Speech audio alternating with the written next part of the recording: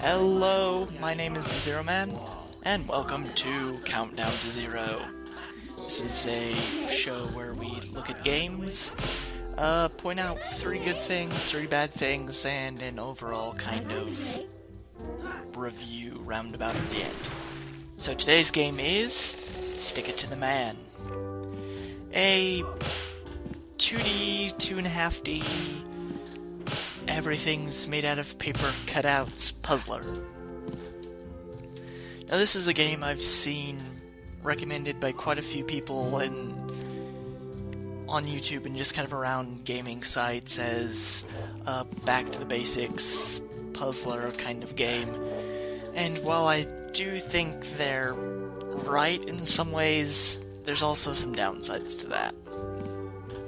So, the game itself, good things about it. The game is pretty funny. There are some interesting scenarios that your character and various other people get into.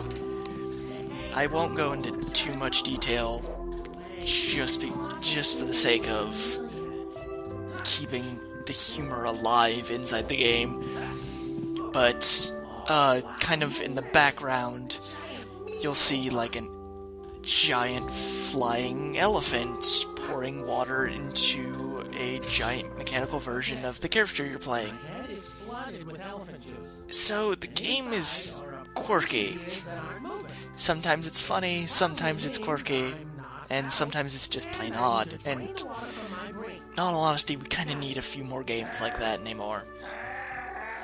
The game has a really interesting mechanic where you could take things out of the world as like stickers and then be able to use it someplace else, and sometimes you're able to use stickers multiple times. Sometimes stickers show up multiple times throughout the game, like the same one, but they have multiple functions, and it's very interesting to see that you're this kind of 2D character and you get this ability to where you could pull things out of your 2D world into like a 3D plane and then kind of put it back in and actually affect the world around you.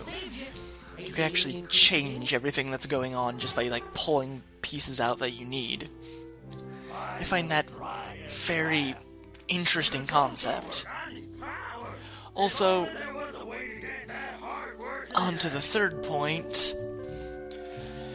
The main villain, and just kind of his overall story arc, is one of the most hilarious things I've come across in a very, very long time. Essentially boils down to him just arguing with his mother over being embarrassed, or I don't know, kind of just embarrassing hobbies and things shown up and like shown to random people, and just the fact that he's evil is because of all the embarrassment and things that he had to put up with his mother for like all the times when he was young. And it's one of the most hilarious things, and actually keeps you going through the end part of the game.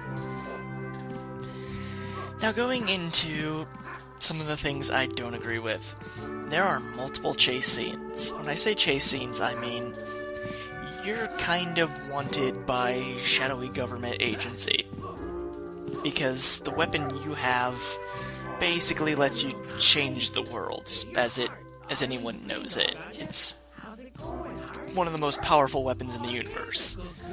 So, of course, evil shadowy organization wants it. And the chase scenes are possibly the most annoying thing, because you have to go through in a very specific way, in a very specific pattern, and you have to kind of time it, and you can't be seen, and it's always the same sticker and the same way of getting past them, and it's just really annoying, and you have to do it so many times through the game. Just over and over and over and over and over. There's in fact an entire dream sequence that is nothing but chase scenes. It's infuriating. They're easily the weakest part of the entire game. Now, as far as game length, I've played games with a lot longer. Like, games like this, kind of puzzlers that are a lot longer than Stick It to the Man is. Now, for its price, it's fairly decent, but it's still a second downside. It's a fairly short game. I beat it in an afternoon or so of just sitting down and playing it, and I honestly didn't think I was going to. I thought at one point that the game was kind of going to take an entire plot twist left turn, and it just never did. I'm not sure if it's... I don't know if it's lack of money, or lack of vision, or there just seems like so much more story left to tell, and so many more characters to go into, that the game never kind of ties around back into, and it just feels like a lot is left hanging. I kind of have issues with that. For a third thing, oh my gosh. Modern era, same old puzzle game problems. Here's a bunch of random things that really have no association with each other, and you either have to combine them together, or you have to find some specific place to put them. Not only that, but later in the game, it gets added in special items that you have to have out constantly in order to pull an NPC character with you to a specific point. All while dodging guards and platforming and various other things. It's fun. The only major thing I can actually give this game credit for is that it carries characters you meet at the very beginning all the way through. You get to see the progression of these people. You get to see how they change and what you've done to them affects them.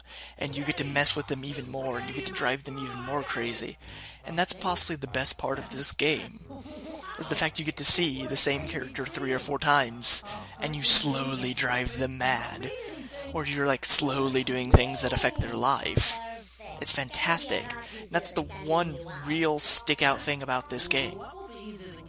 So, do I recommend this game?